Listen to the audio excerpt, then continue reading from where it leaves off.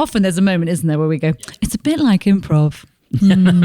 That's true. Like a parish priest going, and that's a bit like Jesus. Yeah, exactly that. Jesus and improv for us are the same.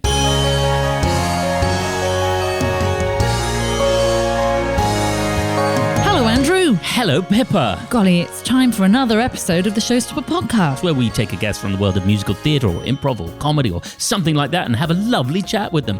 What's new with you?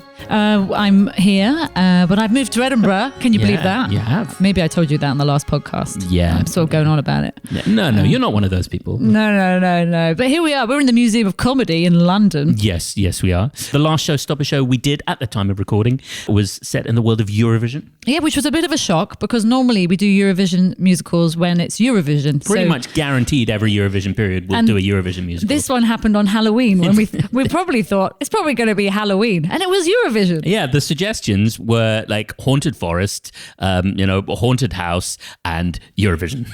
But the audience wanted Eurovision, and what do we do with Showstopper? We give the audience what they want. What they need. What they need in that moment was some Eurovision, which I wonder is, post-pandemic, people just want to have a great time. And maybe they thought, what? I don't want to go into a haunted house. I want joyful singing about celebrating the lovely thing that is Eurovision. Yeah, I thought it was a beautiful show as well. It was very beautiful. We sang a very beautiful song. We did. We ended up in love, listeners. I moved to the Netherlands. yes, you did. Let's talk about our wonderful guest, Fred Deakin. A guest from a very different background from any guest we've had on the show so far. You might know him from his electronic pop duo Lemon Jelly. Yet he has recently, or in the last 8 years actually, not recently at all, got into improvisation. So here is where two worlds meet. Yeah, absolutely. The two worlds that you might not expect meeting, the London improv scene and the world of EDM. But there we go. And we had, of course, joining us, Heather Urquhart, another showstopper. Yes. And on keys, Duncan Walsh Atkins. Yes. And we should say we recorded this back in November. Yeah, so who knows what's going on in the world right now? What are you doing, guys, in the future? Maybe we don't want to know. Let's have a listen to this chat recorded at the Museum of Comedy in November.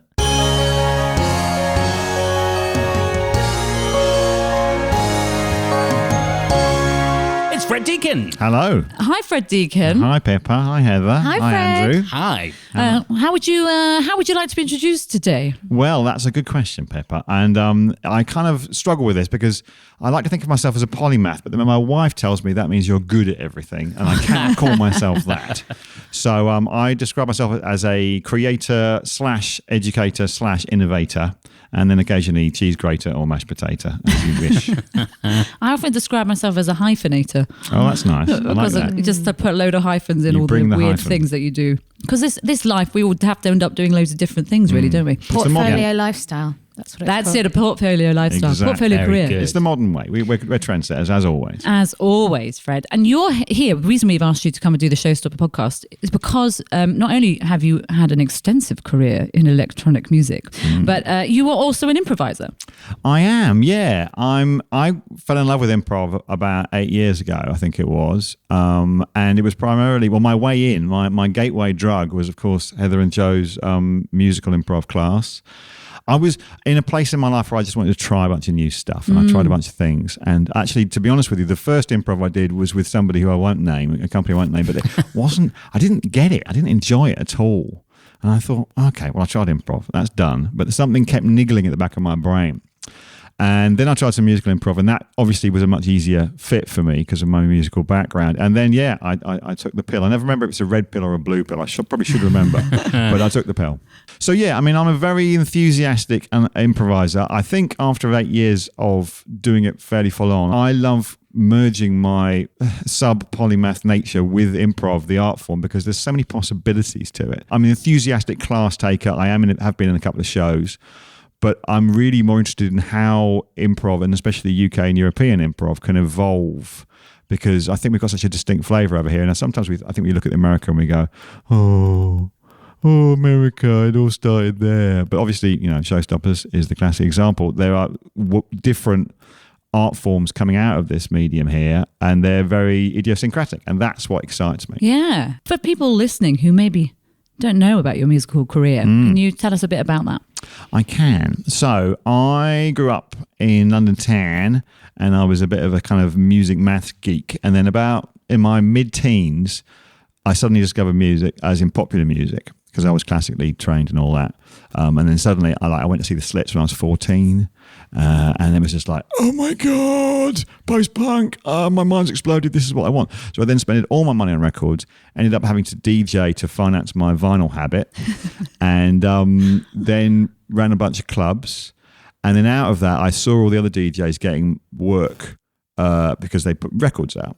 And I thought, I will find a way to do that. So I met a lovely guy, actually, I knew him from my youth, called Nick Franklin, and we formed the behemoth that is known as Lemon Jelly, and we made some records, and to our great surprise, people liked them. And we did 3 albums. The one-liner is Mercury Brit-nominated 500,000 records. So that's the synopsis of Lemon Jelly, which is very nice to be able to say.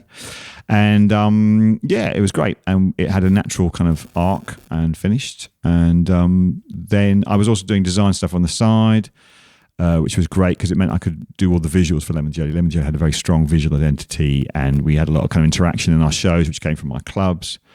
And yeah, it was a whole bunch of fun, super, super fun, and I'm really proud of it. So then, as these things do, as I say, it came to a natural end.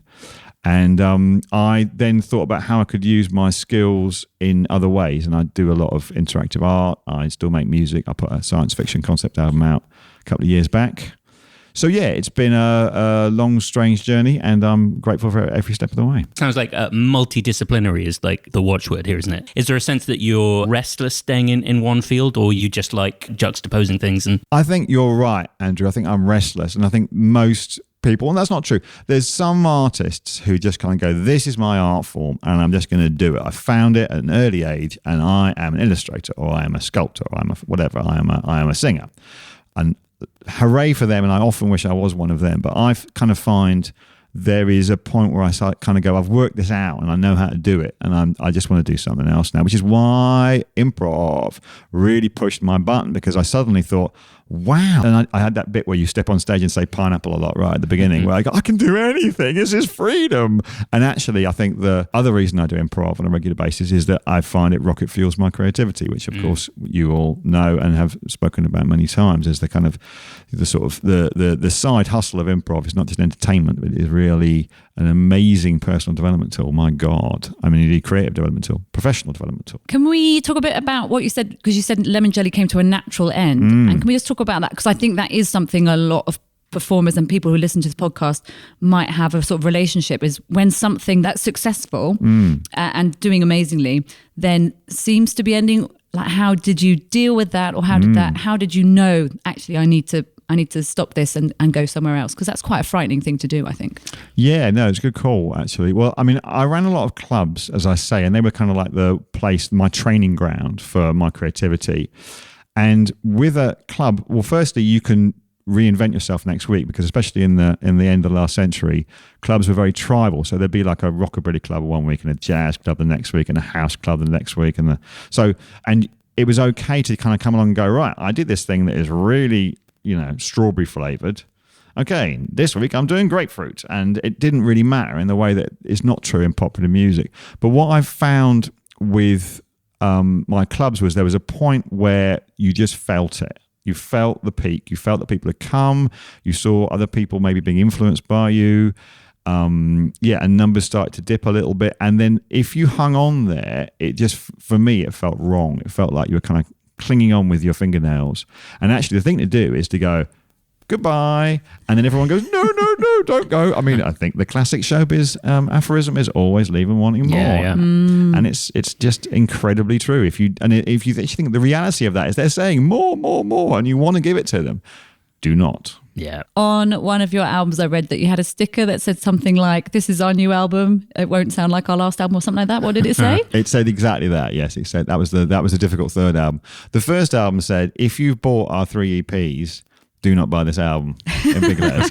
And give XL, our record company, their due. They went, okay, we'll put a big sticker that says, do not buy this album on the front of this album. And of course, that kind of stuff, our fans went, oh, that's really funny. Yeah. You were famous as well for the gig with Lemon Jelly that people had to wear T-shirts to get an entry rather than tickets. Seems again like you're constantly innovating and kind of trying out fun things. Do you look on it as like Lemon Jelly was a bit of an experiment in that way? I think that it was a really lovely platform to use a lot of the stuff that I'd learned running clubs, actually, in terms of those kind of performance interactions, because I learned very early on with a club that the audience want Christmas. They want Christmas and they want it now. They can't get enough. And if you can absolutely blow their minds, despite whatever effort or money it takes, then they will love you forever. So our job was always to find new ways of being able to really make the audience go, I can't believe they've done this for us. Oh my God.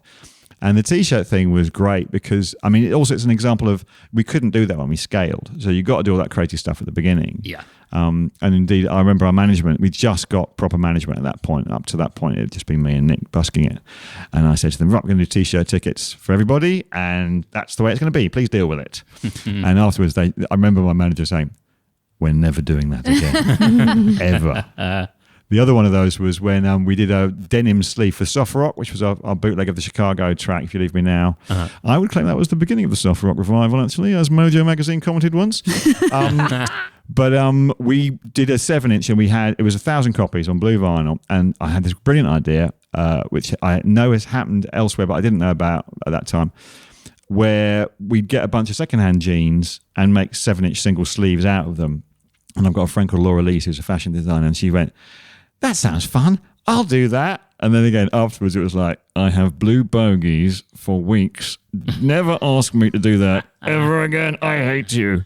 But they were fun. They were fun to do. So. I went to Fred's exhibition. Oh, where was it, Fred?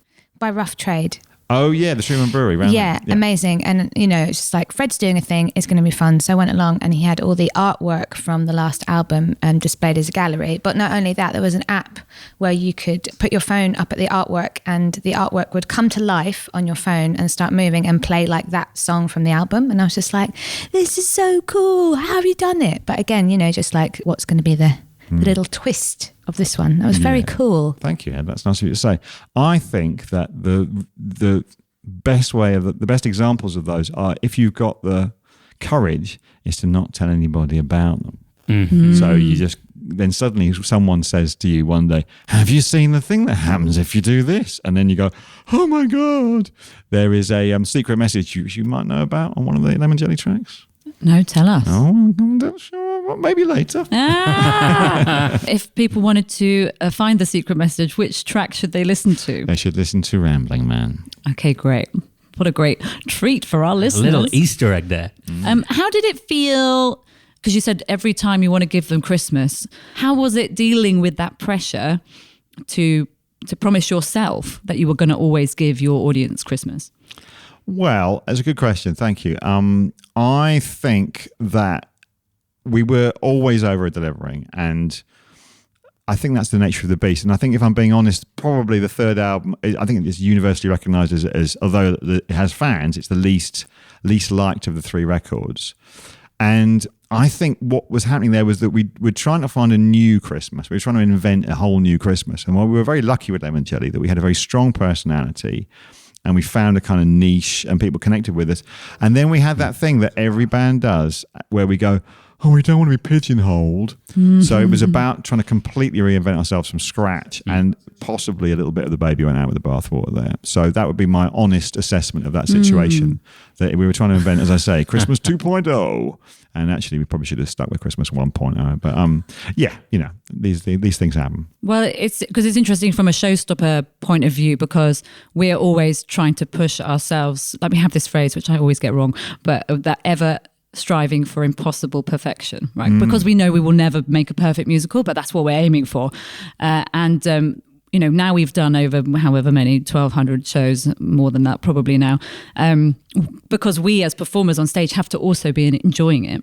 So for us to get a show now that really touches us and the audience and everyone at the same time, becomes so much more like gold dust.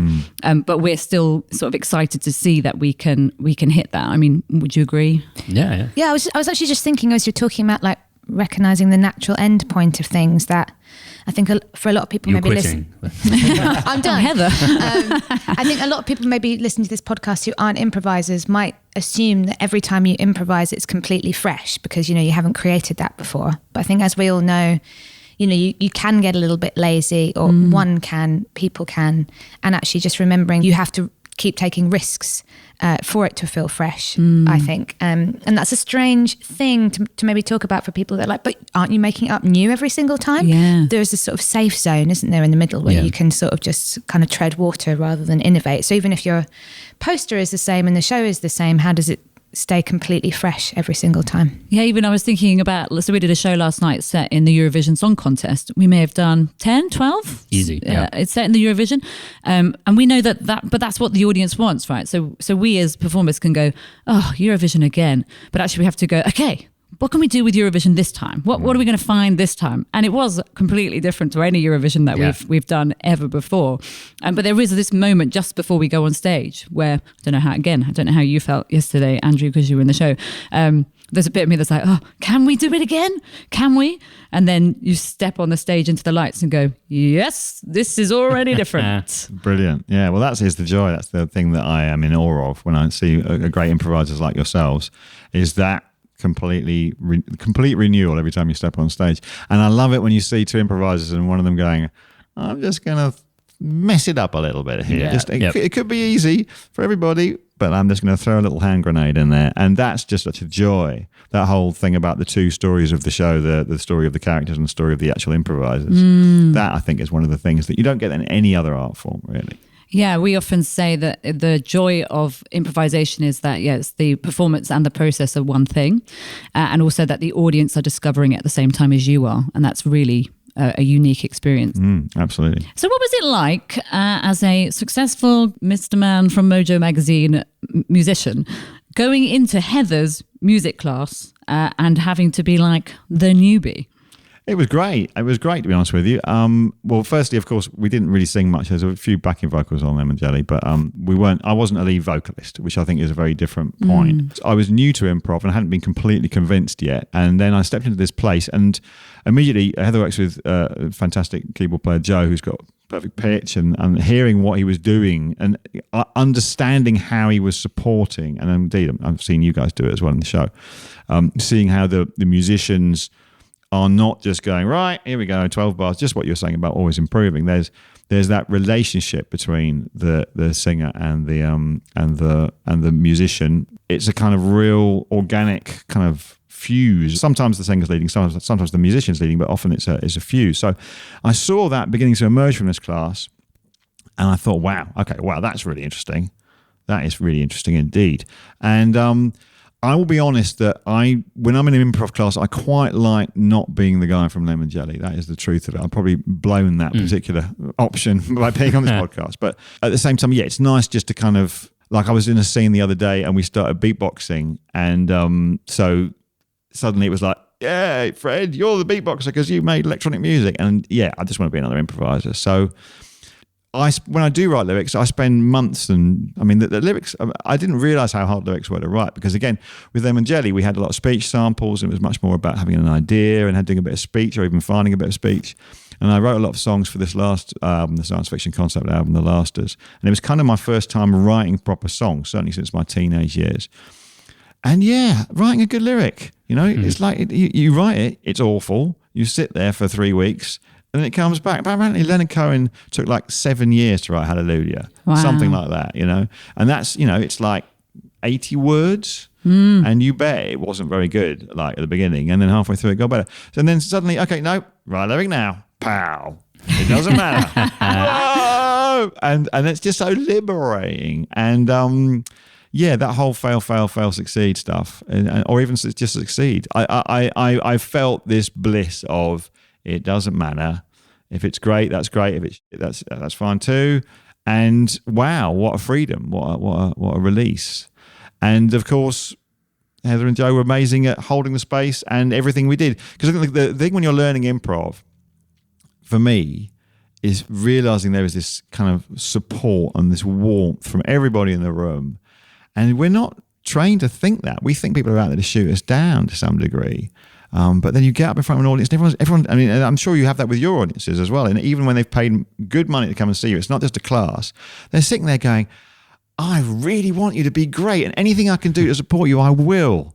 And it's like, that's not your average audience, especially in London town where they're sitting there going, oh, yeah, you've been away a few years, have you? Fancy your chances? It was famously, I think a music business executive came backstage at a Frankie Goes to Hollywood gig when it was their big comeback and basically said, so the bubble's kind of burst for you guys, hasn't it? Or something like that. My goodness. Just before they went on stage. What? Yeah. So, Wow. And it's like, I've certainly done it myself. That's the other thing is you kind of, you go, oh my God, I'm a cynical bastard. I sit in the audience and go, yeah, it's quite good. This Beatles reunion, it's all right, but I mean, really, shouldn't they have given up by now, So as I say, I think it kind of trains you not to be cynical, trains you to be optimistic and enthusiastic. And that's a joy. It's a joyful space to be in always. Well, I suppose it's that, again, slight difference that the audience owns the show as well, so that they are the other improvisers. So they're invested from the beginning because they've chosen where it's going to be set. They've chosen the musical styles, in our show anyway.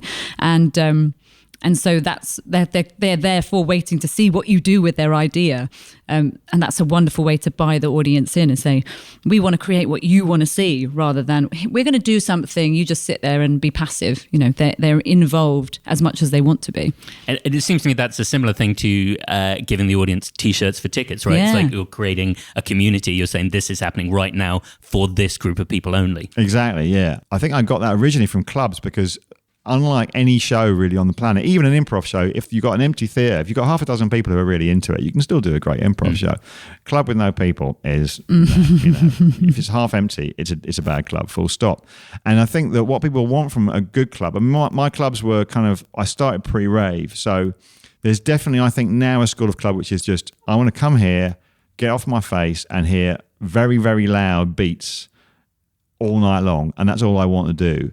And that's not the kind of club that I was running. I was running a club where people could run around and meet each other, have adventures, do crazy stuff, get off with each other, almost certainly. Let's face it, that's the main reason. I don't go clubbing anymore because I've been married for so long. It's like, it takes a crucial ingredient out of the equation. But what I'm trying to say, I think, is that a good club, in my opinion, is a canvas for the audience to provide the performance. And at the end of the day, when we went home after having run the club, which was always my favourite time, with some of the people who had come to the club, we'd all talk about who had been running around here and that guy who took the fancy dress costume and put it on his head and all that sort of stuff. And so, it's their show. So you're absolutely right. There's a joy in that. And there's a reason why I think that you can get a huge amount of loyalty from that. It's like, you're letting me play with you. Oh my God, you're so nice. You could stand on that stage and be aloof, but you actually want to know what I think.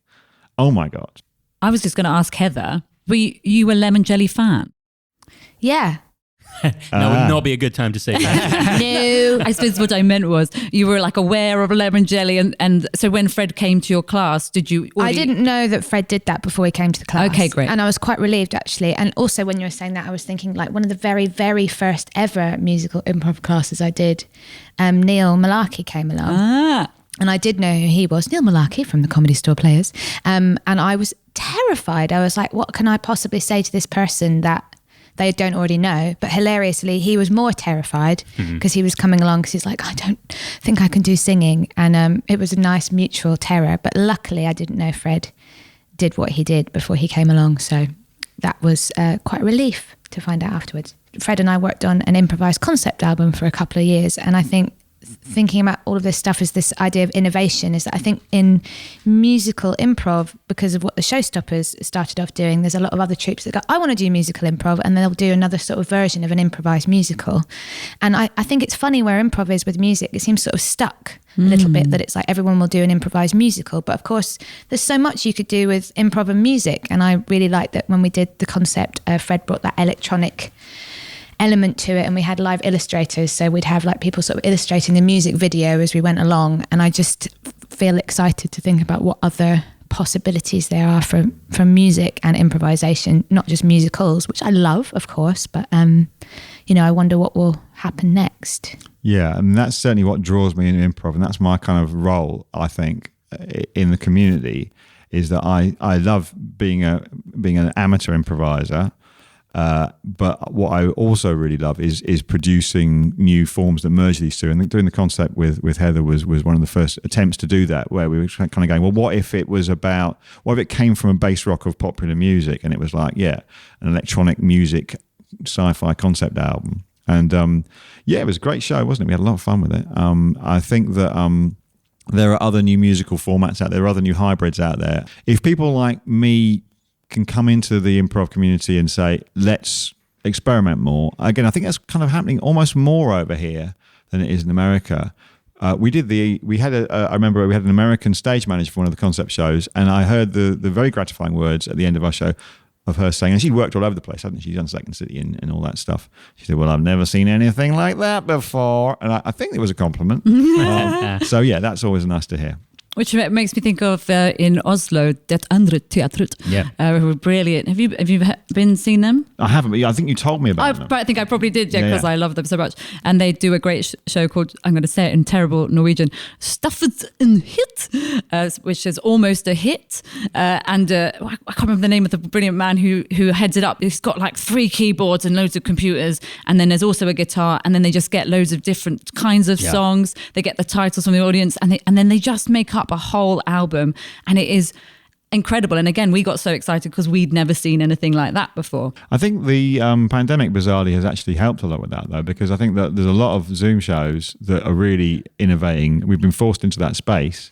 I was a professor of digital arts at UAL for 7 years, and in that space I was very much about, can we take arts education online? So before the pandemic, I was doing a lot of online stuff anyway. And then suddenly everyone's doing it. And it's like, there are so many opportunities. I think the challenge there is that I'm sure we've all had that experience. You go to a Zoom meeting and you think, this is a terrible meeting. Why is this meeting so dull? And there is that thing about, okay, this is how we do improv in Zoom. But I have seen a lot of innovation in that space. I think I'm sure you guys have too. I saw an amazing play by Tim Crouch, who's one of my favorite playwrights. So it's a written piece, but using Zoom, but having different cameras set up so that he would suddenly switch where he was coming from. So actually had 4 or 5 different windows, and had a sort of stage manager laying, pictures over the top of it. And it was amazing going, how has someone seen Zoom and then seen this? That's they were able to visualize something other rather than just go, oh, well, it's Zoom. We'll have breakout rooms. So that will be our innovation, So it's really exciting when you see things like that. Exactly. Segueing onto musicals a little bit, you mentioned a couple of times The Lasters. It's a concept album. It's a sci-fi musical in the tradition, I guess, of Jeff Wayne's War of the Worlds is the big one that everyone knows and that I grew up listening to. How did that come about? Well, I just needed a musical challenge, I think. And as I said, I hadn't written many lyrics, and I just thought, let's have a go. How hard can it be? It was great. As an example, I got this place where I had a narrative going on, and it all looked good. And I listened back to it, and I realised that I've written all these lovely, nice tunes, and there was absolutely no jeopardy. And I had to kind of suddenly shovel in some the nasty villain is here. I'm still not very good at Jeopardy, as you can tell. It was a whole bunch of fun to do. I did an English lit degree at uni, and I've read a lot of books, but I've never written that much, to be honest with you, in terms of a story. So coming up with a narrative arc was really challenging and exciting, and then writing lyrics that have a point. I mean, again, you guys are the experts, but okay, my plot protagonist needs to say, "I'm not going back to Earth, Dad. See you later." Right song that makes it interesting and compelling and emotionally engaging. That's very different from what do you do in the bath. But it was just a really lovely excuse to scratch an itch, basically. And we did a fancy live show for it, and triple gatefold sleeve and all that sort of stuff. It was just like, okay, we're going to push the boat right out on this one. It was a lot of fun. Amazing. And would you ever like to see it fully staged? I would love to. If Mr. Pandemic will just get off our backs, I think that would be amazing. But yeah, I mean, we did a couple of shows for the Kickstarter audience, and they went really well. I've got a film of that. So watch this space. Great, because it got me thinking just how many big musicals started as concept albums. They got Jesus Christ Superstar. Les Mis was essentially a concept album originally, and even in the EDM space, Here Lies Love was big a few years ago. That's a musical by David Byrne and Fatboy Slim. Started as an album, and then came to the National and was on Broadway as well. And U2, of course. Spider-Man. Was that a concept album first? No, I was just wanted to bring up popular music people doing a musical that didn't go so well. Nobody died. No, but Almost. someone broke their back, right? Yeah, they came very close. Have we plugged it before? Song of Spider-Man is an amazing book. Yeah, fantastic book. About Spider-Man Turn Off the Dial. Make you feel better about any time you've tried to write a musical. Yeah. Yeah. So Fred, Yeah. do you have a favourite musical? Do you like musical theatre? Good question. I certainly grew up with some musical theatre that I did love. I think the one that I probably watched the most was we had a home video tape off Channel 4 of Guys and Dolls. So I watched that repeatedly. And I remember as I got older, bringing mates back from the pub and putting on Guys and Dolls, and some of them going, "What is this? I do not want to watch these people singing and not speaking." So I definitely felt that kind of slight snobbery about musicals from the cool kids, which I now think is a bit of a shame, I have to say, but it possibly tainted me a little bit for my musical input. What kind of converted me? I'm trying to think. I mean, I'm really ignorant about a lot of it. Sondheim, for example. I saw Company the other day, the reboot of Company, which I loved, and I love the songs. I need to do some heavy consumption of a whole bunch of musicals. I like the classics like Oklahoma and all that, which I think is great. Incidentally, do you know the Sesame Street sketch about Oklahoma? No. I'm going to relate it to you briefly. It's just so great. It's Forgetful Jones is the lead in Oklahoma, and it goes ba ba ba ba ba ba ba ba ba ba ba. Okay, Forgetful Jones, are you ready? Yes, I am. Oklahoma weather. No. You can feel the rest in, I think. Nice. Sesame Street is just one of the most amazing programmes ever made. So true. Why do the cool kids hate musical theatre so much? Because I was always like into musical theatre and I was never a cool kid. So it didn't bother me that the cool kids didn't like it because I wasn't a cool kid. But I wonder why that snobbery exists. Is it because it's a lot of it, but particularly the first musicals we meet, are so wholesome? Is that the problem? I think it's the earnestness, right? Yeah. I would agree. I think you have to reveal your emotion. You have to be vulnerable in a Yes. musical, and cool kids don't like vulnerable. Yeah. No. You know, it's interesting. I'm trying to think, what's the coolest musical? I mean, there are cool musicals, aren't there? West Side Story springs to mind. Cabaret's very cool. Cabaret is extremely cool. That's a good one. Yeah. There's lots of drugs in that, though, isn't there? And like people failing at their lives. Yes. So that I Sex think workers. that's exactly. Yeah. I mean, there's been some club shows, haven't there? I think Boy George did the music. He did Taboo, didn't he? Yeah. Yeah. I went to Taboo. It wasn't that good, actually, to be honest with you. I mean, Lee Barry was amazing. But everyone, we're going to Taboo. And then they rammed you into this club in Leicester Square. Is Hedwig and the Angry Inch? Is that that's a cool musical, right? But I Exactly. suppose but then there's something interesting about that, because a lot of people wouldn't know Hedwig until you get into musical theatre. It's not famous like in Les Mis. You know, how many times has Hedwig been called for Showstopper? Yeah. Maybe like twice. Yeah. Whereas Les Mis is like every other show. It's also, is Hedwig cool? Is it still cool when it's on Broadway with Neil Patrick Harris? And Yes. it's a whole different thing then. Well, like that whole thing with Little Shop of Horrors being kept in a small theatre because they didn't want to lose the smallness of it and its intimacy. So that kind of kept it cool, because you still had to kind of fight for a ticket, etc., etc. And then maybe once it became a movie, it became less cool. I don't know. I mean, I think that's quite a great show for people, perhaps because it's got a little bit of sending up musical theatre in it. Yeah, so there's something about being underground, being cool as well. But then, and that thing about bands selling out, right? Like they're cool until they actually get successful, and then they're not cool anymore. So It's the only reason we don't play the Palladium. That's right. Is, We wanna keep our it cool. cachet. Too cool. Boy, crazy boy. Stay cool, boy. musical theatre reference. Hey, Fred, how Yes. would you like to make up a song? I would love to make up a song. That is the correct answer. Good. Let's do that. What's something you love? I love vinyl records. Lovely. Yeah. That's the truth of it.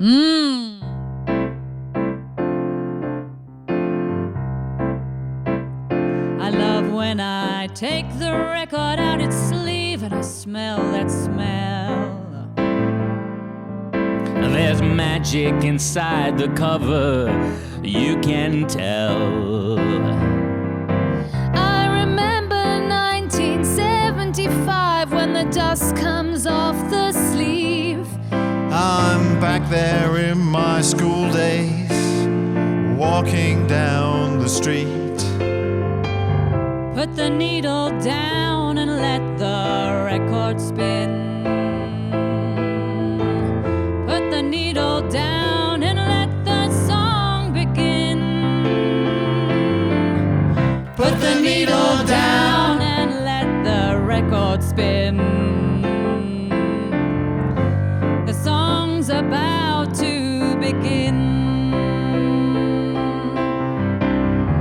when I'm transported far from here. Me and Jimmy in the treehouse, drinking underage beer. There's that girl I fancy, she's giving me a smile. Maybe our lips will touch in a little while. Put the needle down and let the record spin. Put the needle down and let the song begin. Put the needle down and let the record spin. The song is about to begin. Yeah. The song is about to begin.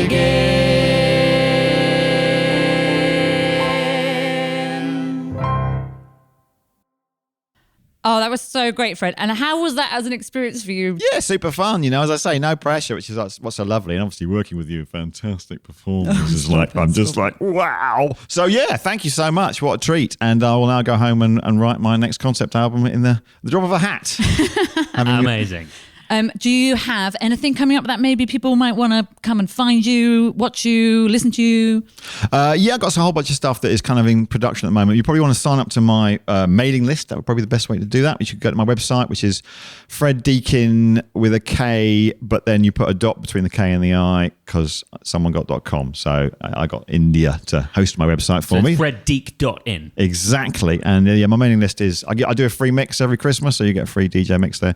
But I'm working on a VR improv sci-fi show at the moment, which could be super fun, which is going to happen in January. And a new solo album is in the pipeline, and then a show about my clubs, fingers crossed. So lots going on. And yes, I'm sure there'll be some improv all over the place. But thank you so much for having me. It's super fun.